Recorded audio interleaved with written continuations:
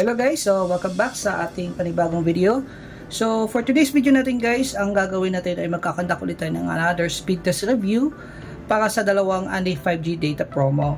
So magkaibang service provider po ito. So yung una ay ito yung D2. Ayan, ito yung aking SIM card ng aking D2, makikita nyo. Tapos yung pangalawang Unli data 5G na gagamitin natin ay ito namang talk and text, yung lagi kong ginagamit na aking SIM card.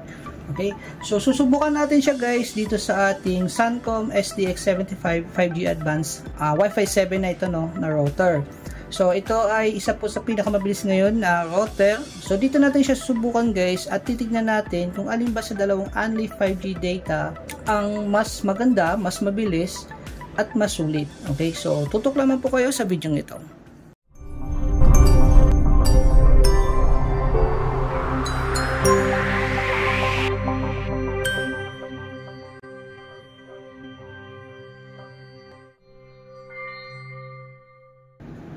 Okay guys, so unahin muna natin yung D2. Okay, so ito yung aking D2 SIM, ayan. So ito po guys ay naka-register sa Unli 5G. Papakita ko muna sa inyo guys yung aking promo. So ito yung promo ko na ni-register sa kanya. So kung makikita nyo, Unli 5G 299 ano. Nakalagay dyan Unli 5G data, so unlimited. And then may kasama po itong 10 gig. So yan yung 10 gig niya. May natirang 9.96 gig, no, kung mapapansin nyo. So ito kasi guys ay yung 10 gig niya, magagamit nyo po yan kapag halimbawa napunta kayo sa mga non 5G area, no. So, nagta-travel kayo tapos walang 5G signal, bigla siyang nag-switch to 4G, doon po yung magbabawas yung 10 gig. Pero as long as na 5G yung connection nyo, hindi po yung magbabawas. Ayan, kagaya sa akin, napakaliit lang na nabawas, ano, kasi lagi ako naka 5G. Okay, so eto muna guys yung susubukan natin, and then mamaya later on ito naman itong talk and text na Unli 5G, no. So ikabit ko muna guys yung aking SIM card, tong dito SIM ko dito sa ating Suncom SDX75 modem, ano. Tapos itatry natin.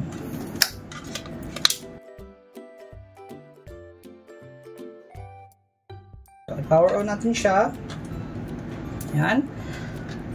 Gagawin natin guys, gagamitin pa rin natin yung ating LAN cable para mas accurate yung ating speed test at walang intermittent compared sa Wi-Fi connection, ano. So sa wireless connection. So kabit natin siya. Yan. Tapos antayin natin guys na matapos yung kanyang initialize. So ngayon nag-initialize yung ating router. Okay, so ayan guys, tapos na kanyang initialize, ano. So mapapansin natin guys dito sa kanyang ilaw, nakailaw lang po yung 5G kasi sa baba 4G po ito, 4G 3G nakalagay, no. Yan, so makikita natin, di ko lang mailapit guys, ano. Naka 5G siya. So ibig sabihin pure 5G po yung signal natin. Okay? So ibig sabihin po niyan, kasi kung nakahalo po, kung NSA po ito, yung may halong 4G signal, iilaw dapat yung 4G. Okay, so since naka 5G lang tayo, ibig sabihin naka SA po ito or standalone na signal, ano. So ngayon guys, pupunta tayo ngayon guys sa ating computer. Okay, so dito sa ating computer guys, punta muna tayo sa ating dashboard, ano. Papakita ko muna sa inyo. Login muna tayo sa ating dashboard. Yan. Okay. So dito sa ating dashboard, makikita nyo guys, connected tayo, no. Yan, connected. And then ito yung code ng ating SIM card. So pwede nyo i-search yan guys kung ibig sabihin nyo, no. Yan yung code for D2 515665G. Ayan, nakalagay siya. So papakita ko sa inyo muna kung ano yung band na aking connection, no? Kung ano yung band na nilak ko para fair po, ano. So dito sa aking band, sa band blocking ko, ang nilagay ko sa network mode auto na, so 5G preferred. And then sa 4G band, ito yung mga band na malakas sa area ko. So band 1, band 3, and band 41. And then sa 5G band, ang nilagay ko naman ay N41 and N78. Ayan. Pakita ko naman sa inyo guys kung saan siya nakakonect. So dito guys, makikita nyo kung saan band po ako nakakonect. Dito tayo ngayon connected sa N78. Ayan, kung makikita nyo. So ngayon guys, mag-open tayo ng speed test. So, check natin guys kung gaano kabilis ito, no? So, sa Google Speed Test muna tayo.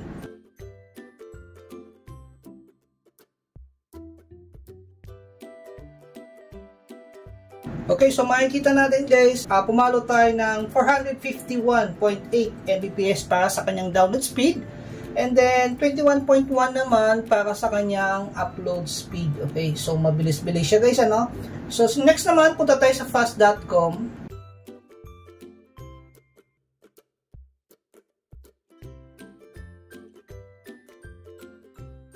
Pumalo tayo sa 420 Mbps para sa kanyang download speed. So ngayon, titignan naman natin guys next yung kanyang upload speed.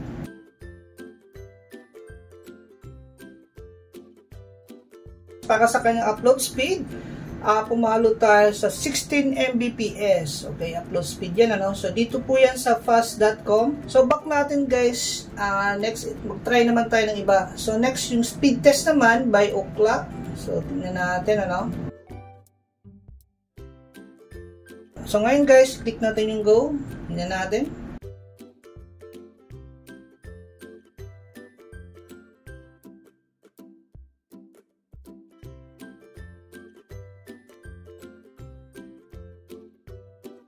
Yan, okay. So kung makikita natin guys, pumalo tayo sa 468.73 Mbps para sa kanyang download speed.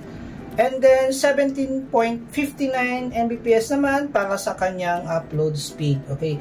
So ito guys ay speed test po ito para sa D2 only 5G data, no? So ngayon next, ang gagawin naman natin guys ay itatry naman natin yung sa talk and text na only 5G, okay? So patayin ko muna guys yung aking router. Tanggalin muna natin siya.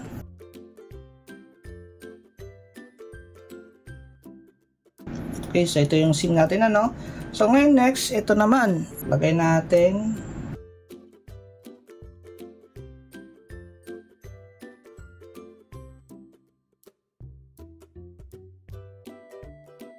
Okay, so ayan guys, kung makikita natin nakailaw na yung kanyang 5G at yung kanyang 4G, no? Yung signal light niya. So ibig sabihin po nito, ang connection natin ay NSA. So compared po kanina sa dito na yung 5G lang yung nakailaw, yun po kasi ay pure 5G. So ngayon naman, NSA po yung connection natin, okay? So ngayon guys, papakita ko muna sa inyo yung aking promo, no? So yung aking promo dyan, ang na-register ko dyan guys, ay ito po, ano? Ayan. Saya All 449. So ito po kasi ay may free only 5G. Tapos may kasama din siyang 20 gig for 4G. So ganun din po, ano. Okay, so pakita ko sa inyo yung usage muna. Yan. Para makita nyo, no. So Saya All 449 yung aking subscription. And then makikita natin sa details, meron siyang free only 5G. Okay, so only TikTok, FB, MLBB. And then meron din po yung 20 gig data na kasama extra. So ito po ay magagamit natin kapag yung connection natin ay naging 4G, ano.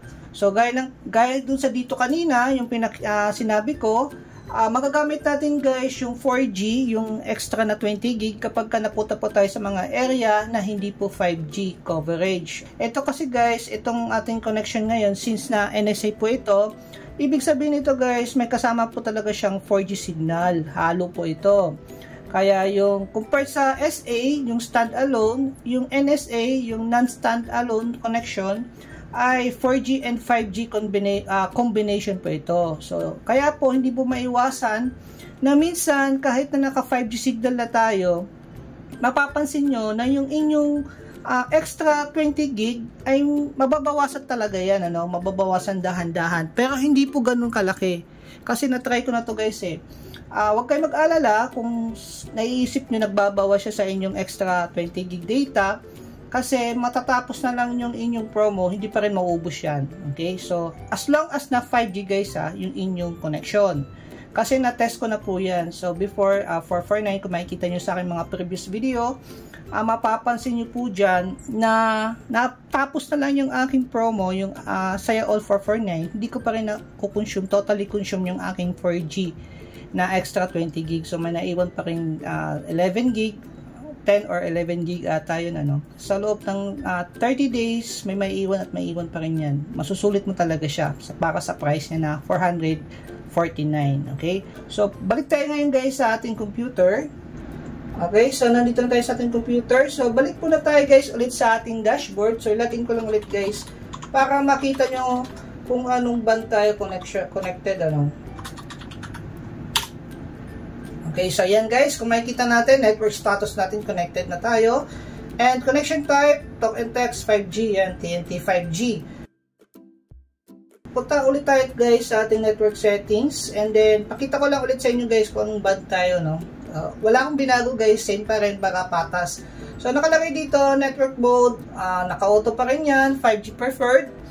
And then sa ating 4G band, ganun pa rin, sa ating 5G band, N41 and N78 pa rin. So ngayon titignan natin guys kung saan tayo connected, so kung saan band tayo, no? Yan, okay. So kung mapapansin natin kanina guys, ay nakakonect lang tayo sa N78, so isa lang siya, no?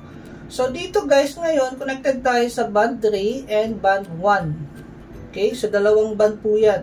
So, minsan kasi guys, nagko-connect po ito sa band 41, pero hindi ko alam bakit ngayon hindi siya nag-connect sa band 41, ano. Tapos, sa ating 5G, connected siya sa N41. Ayan, makikita nyo dito guys, N41 yan. Ayan. So, since na NSA ito, gaya ng sabi ko, ang mangyayari dyan, dalawa po yan, ang combination niya, 4G and 5G signal, ang gagamitin niyang signal, since na NSA nga siya. Okay, so ngayon guys, punta tayo sa ating speed test.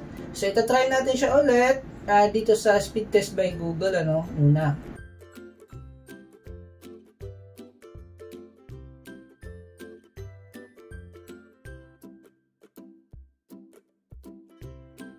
Okay guys, so ito na. Yung ating download speed, nakakuha tayo ng 216.3 Mbps. And then, para naman sa kanya upload speed, nakakuha tayo ng 28.2 Mbps. Okay, so kung mapapansin natin kanina, mas mabilis yung dito, ano, sa kanyang download speed, ano. So, umabot po yun ng 400 something, 400 Mbps something, ano. Tingnan naman natin guys next, dito sa fast.com.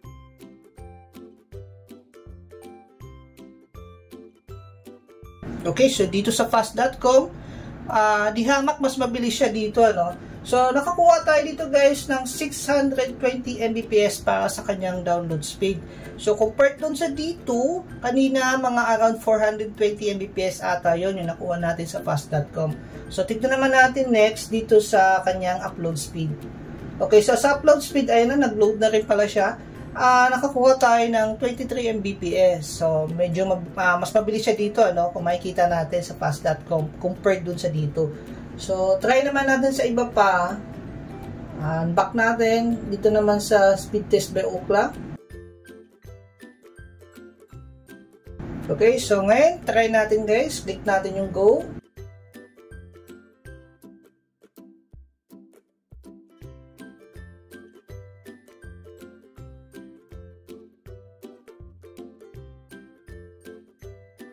Okay guys, so ayan, ano. Nakakuha tayo ngayon ng 527.67 Mbps para sa kanyang download speed dito sa speed test now by Ookla.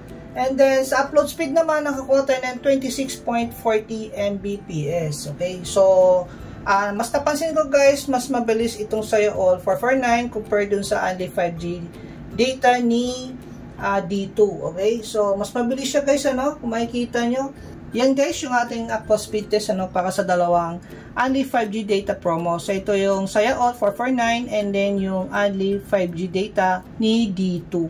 Okay, so conclusion ko lang guys, ang masasabi ko lang, mas mabilis itong Saya All 449. So doon lang siya mas mabagal sa Google Speed Test kanina, no. So ano nga ba mas maganda sa dalawa? Nasa inyo na po yan, depende pa rin sa inyo yan guys, kung kung alin sa dalawang network provider ang mas mabilis at mas malakas ang signal sa inyo, no.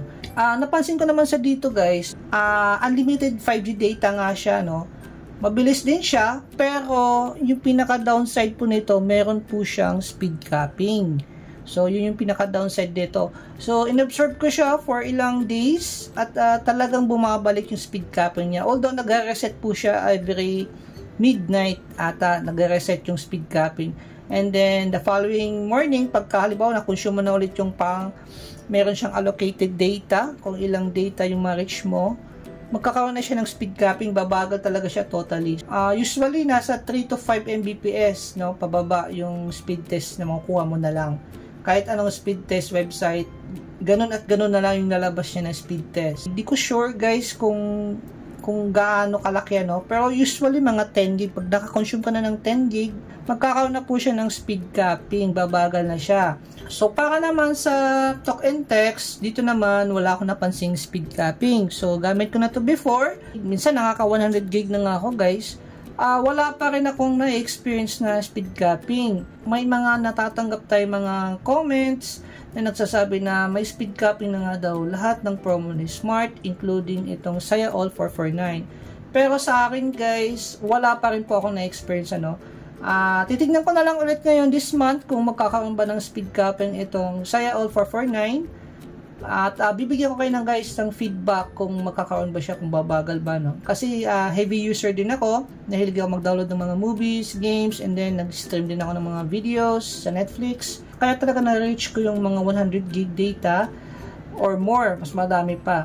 So sana po nakatulong yung video namin guys, and don't forget to like po and subscribe po sa aming YouTube channel para lagi po kayong updated sa mga upcoming videos namin. Thank you po for watching.